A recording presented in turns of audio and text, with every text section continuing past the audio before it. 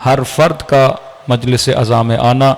یہ پارٹیسپیشن ہے امام حسین کی عزاداری کی تقویت کی،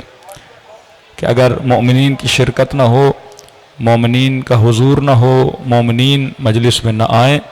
تو واقعاً ہم اس روح عزاداری کو دنیا کے لیے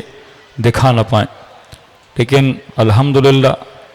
اس تعداد میں جہاں جہاں میں جا رہا ہوں، بالاخص جوانوں کا مجلس امام حسین میں آنا اور جوانے کے قلوب میں امام حسین کی محبت کا آ جانا اور اس قدر امام حسین سے لگاؤ محبت، یہ کامیابی کی نشانی ہے۔ اب سوال یہ ہے کہ امام حسین آپ کو فرش عزا پہ لے کر آئے۔ کچھ ڈیوٹیز امام کی ہیں امت کے لیے، کچھ ڈیوٹیز امت کی ہیں اپنے امام کے لیے۔ امام کا کام یہ ہے کہ آپ کو پیغام دے کر جائے، امام کا کام یہ ہے کہ آپ کو بتا کر جائے کہ حق کیا ہے باطل کیا ہے۔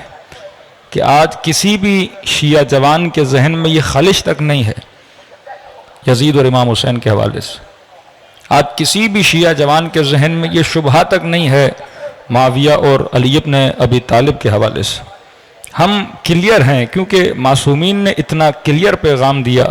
اپنے خطبوں میں، اپنے عمل سے، اپنے کردار سے، کہ آج ہم کنفیوز نہ رہیں کہ حق کیا ہے باطل کیا ہے۔ ایک ابن سعد ہے جو حکومت کی لالچ ہے، دوسری طرف انہوں نے حر کی مثال آپ کے لیے رکھی ہے۔ کربلا مجموعہ ہے، یعنی کربلا میں 80 سال کا بوڑھا بھی ہے، کربلا میں 14 سال کا نوجوان بھی ہے، کربلا میں 20 سال کا علی اکبر بھی جوان بھی ہے، کربلا میں خاتون بھی ہے جناب زینب کی صورت میں، کربلا میں 6 مہینے کا بچہ بھی ہے، کربلا میں 4 سال کی بچی بھی ہے، کربلا میں زہیری مکتب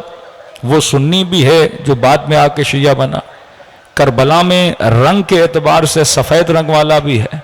کربلا میں کالے رنگ کا جناب جون بھی موجود ہے، کربلا میں مسیح المکتب وہ جناب وہب قلبی بھی موجود ہیں جو بعد میں آ کے مکتب اہل بیت میں آ گئے۔ تو کربلا مسیحیت، کربلا سنیت، کربلا شیعیت، کربلا رنگ کے اعتبار سے، کربلا ایج کے اعتبار سے، ہر کسی کو امام حسین نے کیا کیا ہے کربلا میں جمع کیا ہے۔ یہ بتانے کے لیے کہ اگر نظام ولایت کو آگے لے جانا چاہتے ہو تو نظام ولایت میں ہر انسان نے قربانی دینی ہے۔ یہ نہیں کہ جوان کہے میں قربانی دوں گا، 80 سال کا بوڑھا کہے ہم نے تو زندگی گزار دی، ہم کیا قربانی دیں گے۔ لیکن دیکھیے کربلا میں جناب سعید 17 تیر اپنے بدن پہ لیتے ہیں حفاظت امام حسین کے لیے۔ کربلا میں وہ کالے رنگ والا جون جس کے چہرے کو امام حسین اپنے ہونٹوں سے بوسہ دیتے ہیں اور کہتے ہیں واقعاً تم نے وفا کی کیا کر دی، حد کر دی۔ کربلا مجموعہ ہے ان انسانوں کا جو کسی بھی معاشرے کو تشکیل دیتے ہیں۔ اگر آپ اس معاشرے میں رہتے ہیں، یہاں بوڑھا بھی ہے جوان بھی ہے، اور اسی طرح مجلس امام حسین میں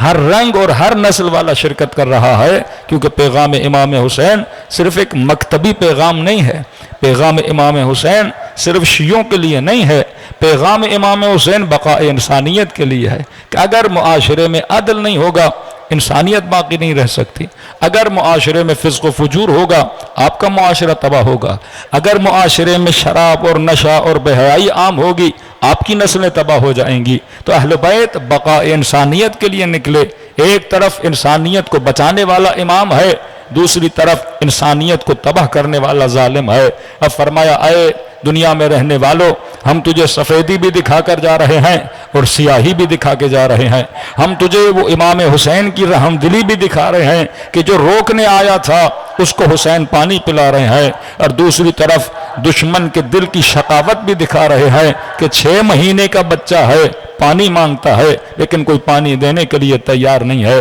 تو کربلا صرف تاریخ کا واقعہ نہیں ہے، کربلا ایک ریولیشن کا نام ہے۔ اب 1400 سال کے فاصلے کے بعد آپ سب نے ایک نعرہ مارا لبیک یا حسین، کہ مولا حسین ہم آپ کے بلانے پر آنے کے لیے تیار ہیں۔ مطلب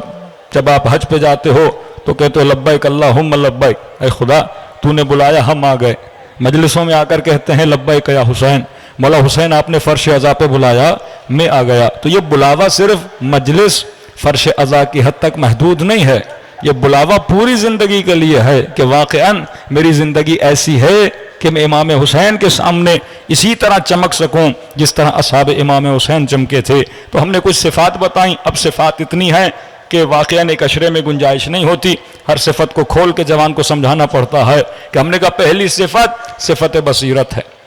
جب تک یہ بصیرت نہیں تب تک انسان کو حق و باطل کی تلاش نہیں ہے۔